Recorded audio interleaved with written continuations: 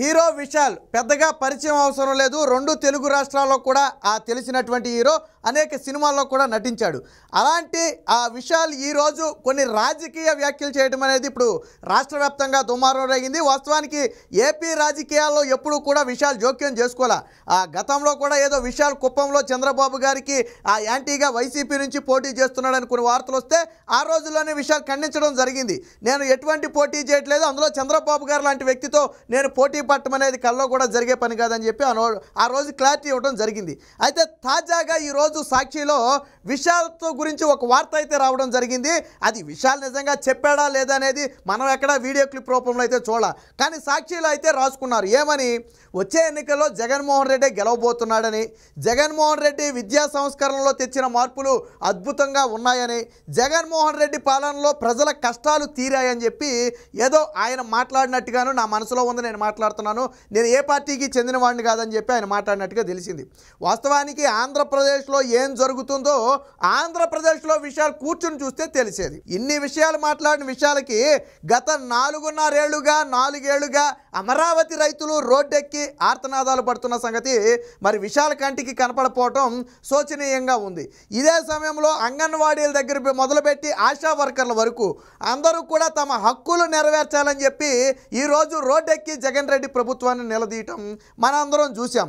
మరి ఆ విషయం కూడా విశాల్ కనపడాల. పైగా విశాల్ ఇంకోటి ఏదో చెప్పాడు, ఏమని, జగన్మోహన్ రెడ్డి ఇచ్చిన హామీలన్నీ నెరవేర్చాడని. అది పక్క రాష్ట్రంలో కూర్చొని నువ్వు మాట్లాడితే ఎలా? ఆంధ్రప్రదేశ్ వస్తే జగన్మోహన్ రెడ్డి ఇచ్చిన హామీలు నెరవేర్చాడో లేదో మేము చెప్తాం కదా.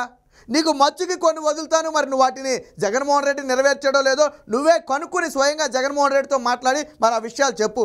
జగన్మోహన్ రెడ్డి అధికారంలోకి వస్తే వారంలో సిపిఎస్ రద్దు చేస్తానన్నాడు, చేశాడా లేదా అని చెప్పి జగన్మోహన్ రెడ్డిని నువ్వు నిలది.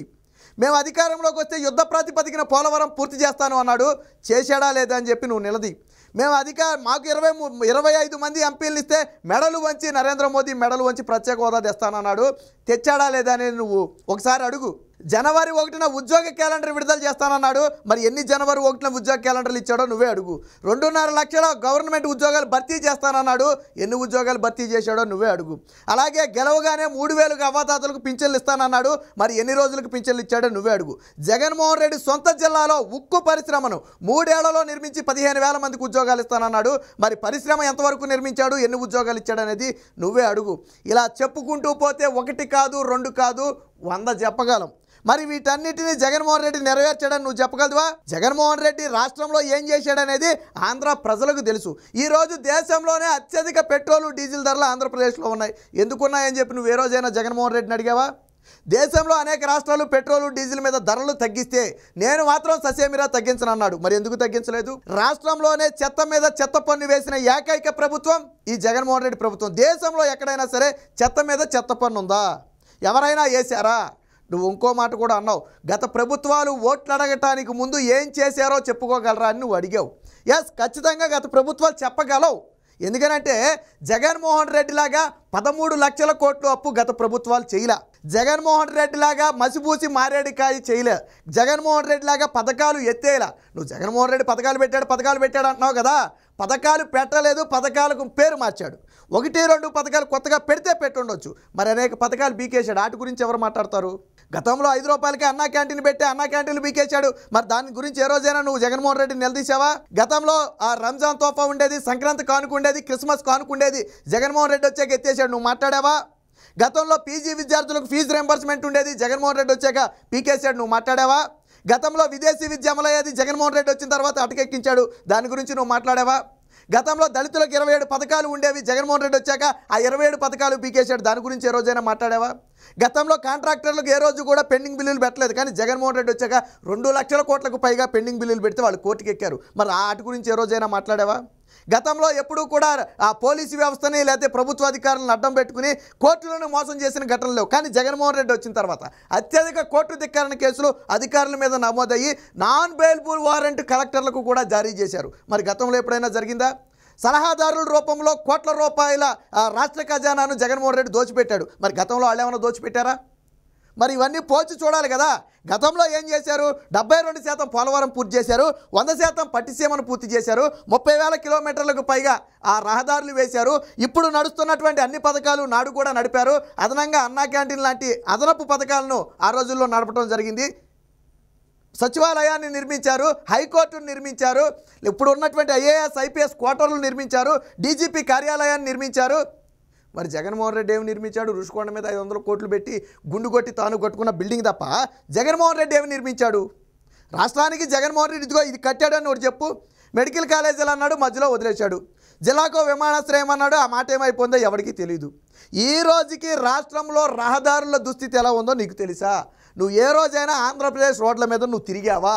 తిరిగితే రాష్ట్రంలో పాలన ఎలా ఉందో నీకు తెలుస్తుంది. 200 రూపాయలు ఉన్న పింఛన్లు 2,000 రూపాయలు చేసిన ఘనత తెలుగుదేశం పార్టీది. 3,000 ఇస్తానని చెప్పి చివరి వరకు కూడా 3,000 ఇవ్వకుండా ఎన్నికలకు 2 నెలల ముందు 3,000 చేసి మోసం చేసిన ఘనత జగన్మోహన్ రెడ్డిది. 2 పిల్లలకు అమ్మఒడి ఇస్తాను, ఒక్కొక్కరికి 15,000 ఇస్తానని చెప్పిన జగన్మోహన్ రెడ్డి తరువాత కేవలం ఒకరికి మాత్రమే ఇస్తాను, 13,000 ఇస్తానని చెప్పి మోసం చేసిన ఘనత జగన్మోహన్ రెడ్డిది. 45 ఏళ్లకే మహిళలకు పింఛన్ ఇస్తానని చెప్పి తూర్చి నేను అనలేదు ఆ మాట అని చెప్పి తప్పించుకు తిరిగిన జగన్మోహన్ రెడ్డి. సన్న బియ్యం నేను రేషన్లో కూడా సన్న బియ్యం ఇస్తానని చెప్పిన జగన్మోహన్ రెడ్డి గెలిచిన తర్వాత అబ్బాయి సాక్షి తప్పు రాసిందని చెప్పి అసెంబ్లీ సాక్షిగా అడ్డంగా దొరికిపోయిన పరిస్థితి జగన్మోహన్ రెడ్డి. ఇక డ్రామాల గురించి మాట్లాడుకుంటే కోడికత్తి డ్రామా, పింక్ డైమండ్ డ్రామా, బాబాయి హత్య కేసు నాడు చంద్రబాబు గారి మీద నెట్టేసి అదొక డ్రామా, డేటా చోరీ జరిగిందని ఇదొక డ్రామా, ఇలాంటి అనేక డ్రామాలకు ఆద్యుడు జగన్మోహన్ రెడ్డి. మరి ఏ ఒక్కటైనా నిరూపించబడిందా? ఇన్ని మాట్లాడిన నువ్వు సొంత కుటుంబంలో బాబాయి హత్య కేసులో సొంత చెల్లిలే చీకొట్టింది కదా, మరి దాని గురించి ఏ రోజు ఎందుకు మాట్లాడలేదు? తల్లిని చెల్లిని జగన్మోహన్ రెడ్డి ఎన్నికలు అయిపోయిన తర్వాత ఎందుకు దూరం పెట్టాడని ఎందుకు అడగలేదు? సొంత కుటుంబానికి న్యాయం చేయనివాడు రాష్ట్రానికి ఏం న్యాయం చేస్తాడని ఆ రోజు ఎందుకు నిలదీయలేదు? మరి ఇవన్నీ అంటే విశాల్కి రాష్ట్రంలో ఉన్న పరిస్థితులు తెలియక మాట్లాడాడేమోనని చాలామంది అనుకునే భావన. వాస్తవానికి అది కూడా వాస్తవమై ఉండొచ్చు. కాకపోతే నువ్వు ఆంధ్రప్రదేశ్ వస్తే ఇదిగో ఇప్పుడు నేను చెప్పినవన్నీ కూడా జగన్మోహన్ రెడ్డి నువ్వు అడగాల. నువ్వు రాష్ట్రానికి చేసింది ఏంటని అడగాల. విభజిత ఆంధ్రప్రదేశ్లోనే 3 లక్షల కోట్ల అప్పు చంద్రబాబు నాయుడు చేయలేదు, కానీ అన్నీ సమకూర్చి చంద్రబాబు గారు వెళ్తే కేవలం పథకాలకు అని చెప్పి 13 లక్షల కోట్లు అప్పు చేశాడు. అందులో 2.5 లక్షల కోట్లు పంచానని ఆయనే చెప్తున్నాడు. మరి మిగిలిన 10.5 లక్షల కోట్లు ఏమైపోయింది? ఎవరు తినేశారు? రాష్ట్ర బడ్జెట్ అంతా ఏమైపోయింది? ఎవరికి పెట్టేశారు? జగన్మోహన్ రెడ్డి ముఖ్యమంత్రి అయిన తర్వాత ఏ ఒక్క నెల అయినా 1వ తారీఖున జీతాలు ఇచ్చాడా? అడుగు ఒకసారి. ఉద్యోగులకు 1వ తారీఖున జీతాలు ఇవ్వలేని దౌర్భాగ్య పరిస్థితులు ఈరోజు ఆంధ్రప్రదేశ్ ఉంది. మరి మా పోలవరాన్ని పూర్తి చేస్తాను, 100 అడుగుల విగ్రహం పెడతాను మా నాన్న అన్నాడు. పోలవరం పూర్తి చేశాడా? 72% పైగా పోలవరం చంద్రబాబు గారు పూర్తి చేసి ఇస్తే జగన్మోహన్ రెడ్డి 2% పోలవరం కూడా ఈ 5 ఏళ్లలో చేయలేదు. దానికోసం 4 డెడ్ లైన్లు పెట్టాడు. అన్నిటికీ మించి మద్యపాన నిషేధం చేస్తేనే వచ్చే ఎన్నికల్లో ఓట్లు అడుగుతానన్న జగన్మోహన్ రెడ్డి ఈరోజు అదే మద్యాన్ని 30 ఏళ్ల పాటు తాకట్టు పెట్టి 50,000 కోట్ల రూపాయలు అప్పు తెచ్చాడు. మద్యపాన నిషేధాన్ని తొంగలో దొక్కాడు. మరి ఇవన్నీ జగన్మోహన్ రెడ్డి ఇచ్చిన హామీలు కాదా? దాని మీద జగన్మోహన్ రెడ్డిని నిలదీయాల్సిన బాధ్యత నీ మీద లేదా? మరి జగన్మోహన్ రెడ్డి రాష్ట్రం మొత్తం కూడా ఈరోజు ఎన్డీఏ కూటమి ప్రభంజనం సాధిస్తుందని చెప్తుంటే ఈరోజు జగన్మోహన్ రెడ్డి గెలుస్తాడని నువ్వు చెప్పావు అంటే దేన్ని బేస్ చేసుకుని చెప్పావు? రాష్ట్రంలో ప్రజలతో మాట్లాడావా? రాష్ట్రంలో నువ్వేమన్నా 4 రోజులు గడిపావా? మరి ఎలా తెలుసు నీకు రాష్ట్రం అంటే? రోజు సాక్షి ఛానల్లో సాక్షి పేపర్ చూస్తున్నావా? ఈరోజు రాష్ట్ర ప్రజలందరూ ముక్తకంఠంతో జగన్మోహన్ రెడ్డి మా వద్దు మహాప్రభు అని చెప్పి ఆర్తనాదాలు పెడుతుంటే మరి ఎలా జగన్ గెలుస్తాడని మళ్ళీ నువ్వు చెప్తున్నావు? జగన్మోహన్ రెడ్డి సంక్షేమ పథకాల రూపాయి మాటున ఒక విధ్వంసమే సృష్టించాడు. రూపాయి చేతిలో పెడితే 10 రూపాయలు పీకేశాడు.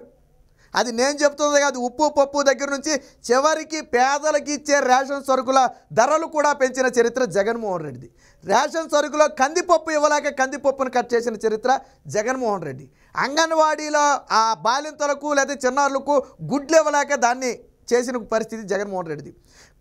ఆసుపత్రులకు మెడికల్ సప్లై ఆపేస్తే బిల్లులు చెల్లించలేదని చివరికి సూది దారం కూడా కొనుక్కుని తెచ్చుకోమన్న పరిస్థితి ప్రభుత్వ ఆసుపత్రుల పరిస్థితి.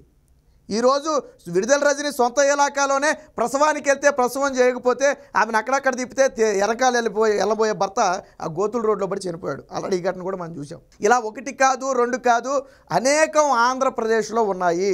మరి వీటన్నిటికీ జగన్మోహన్ రెడ్డి సమాధానం చెప్పగలడా? ఇవన్నీ కాసేపు పక్కన పెడితే ఐదేళ్లలో ఎప్పుడైనా పరదాలు లేకుండా జగన్మోహన్ రెడ్డి అడుగు బయట పెట్టాడా? అమరావతి రైతుల ఆత్మనాదాలు కనపట్లేదా? అమరావతి రాజధాని నిర్మాణంగా ఉండాలని చెప్పి 30,000 మంది రైతులు ఈరోజు త్యాగం చేసిన భూముల కోసం రోడ్డెక్కారే. మరి ఏ రోజు అయ్యో పాపం రైతులని నీకు ఏ రోజు అనిపించలేదా? రైతుల పక్షాన కనీసం నిలబడాలనిపించలేదా? మరి మీ రాష్ట్రానికి రాజధాని ఏది అని దేశం మొత్తం అడుగుతుంటే నేటి ఆంధ్రప్రదేశ్లో బ్రతుకుతున్న యువత సమాధానం చెప్పలేక సిగ్గుతో తలదించుకున్నారు. పోనీ నీకు తెలిస్తే చెప్పు రాజధాని ఏది? ఆంధ్రప్రదేశ్ రాజధాని ఏదో నువ్వు చెప్పి జగన్మోహన్ రెడ్డికి ఓటేయమని అడుగు. ఆంధ్రప్రదేశ్ రాజధాని ఏంటో చెప్పే దమ్ము విశాల్కు ఉందా? ఒకటే స్ట్రైట్ క్వశ్చన్ అడుగుతున్నాం. ఒకవేళ విశాల్ కానీ ఇవన్నీ మాట్లాడి ఉండుంటే ఖచ్చితంగా నువ్వు వీటికి కూడా సమాధానం చెప్పాలా. ఒకవేళ నీ ప్రమేయం లేకుండా సాక్షి రాసుకుంటే మేమేం చేయలేం, కానీ దాన్ని నువ్వు అప్పుడు ఖండించాలా. నేను ఈ వ్యాఖ్యలు చేయలేదని చెప్పి నువ్వు సాక్షిని ఖండించాలా. లేదు నేనే ఆ వ్యాఖ్యలు చేశాను అనుకుంటే ఖచ్చితంగా ఈరోజు సగటు ఆంధ్రప్రదేశ్ పౌరుడు అడిగే ప్రతి ప్రశ్న నేను ఈ వీడియోలో అడగటం జరిగింది. దానికి విశాల్ సమాధానం చెప్పాలా. ఈ రోజుకి విశాల్కి రెండు తెలుగు రాష్ట్రాల్లో అభిమానులు ఉన్నారు. దాన్ని మనం కాదట్లా. సినిమాల పరంగా ఓకే, విశాల్ ఒక మంచి నటుడు ఒప్పుకుంటాం.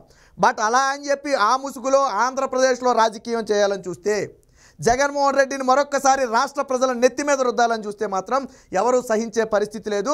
విశాల్కు ఉన్నటువంటి కొద్ది గొప్ప పరువు కూడా పోగొట్టుకునే పరిస్థితి ఉంటుంది. కాబట్టి దయచేసి విశాల్కి చెప్పేది ఏంటంటే, ఆంధ్రప్రదేశ్లో ఈ బాధలు అనుభవించిన ఎవరితోనైనా 5 నిమిషాలు మాట్లాడితే నీకు ఆంధ్రప్రదేశ్లో పాలన ఏంటో అర్థమవుద్ది. ఆ రోజు నువ్వు చెప్పాలా జగన్మోహన్ రెడ్డి ఇచ్చిన హామీలు నెరవేర్చాడా అని చెప్పి. ఏదో పాదయాత్ర చేశాడు కాబట్టి కష్టాలు తెలిసిపోయా అన్నారు. పాదయాత్ర చేసి ఏం చేశాడు? 13 లక్షల కోట్లు అప్పు చేశాడు. పాదయాత్ర చేసి ఏం చేశాడు? సంక్షేమ పథకాల పేరుతో కోట్ల రూపాయలు దోచుకున్నాడు. పాదయాత్ర చేసి ఏం చేశాడు? 500 కోట్లు పెట్టి రుచికొండకి గుండు కొట్టి బిల్డింగ్ కట్టుకున్నాడు. పాదయాత్ర చేసి ఏం చేశాడు? ల్యాండు శాండు వైను మైను అని తేడా లేకుండా 1000 కోట్లు దోచుకున్నాడు. పాదయాత్ర చేసి ఏం చేశాడు? అక్రమ కేసులతో ప్రతిపక్ష పార్టీ నేతలను ఇబ్బంది పెట్టాడు. పాదయాత్ర చేసి ఏం చేశాడు? తిరుపతి ఉప ఎన్నికల లాంటి ఎన్నికల్లో దొంగ ఓట్లతో గెలిచాడు. పాదయాత్ర చేసి ఏం చేశాడు రాష్ట్ర ప్రజలకి? సో జగన్మోహన్ రెడ్డి అనే వ్యక్తి పాదయాత్ర తాను దోచుకోవడం కోసం చేశాడు తప్ప ప్రజల బాగోగుల కోసం కాదు. తల్లికి చెల్లికి కూడుబెట్టలేని వాడు రాష్ట్ర ప్రజలను చూస్తాడు అనుకోవడం అత్యంత దౌర్భాగ్యమైన పరిస్థితి. ఈ రోజుకి కూడా ఒకటే ఆంధ్రప్రదేశ్ ప్రజలు కోరుకునేది, ఎందుకు తల్లి చెల్లి జగన్మోహన్ రెడ్డిని వదిలేసి దూరంగా వెళ్ళిపోయారు? దానికి జగన్మోహన్ రెడ్డి సమాధానం చెప్పాలి.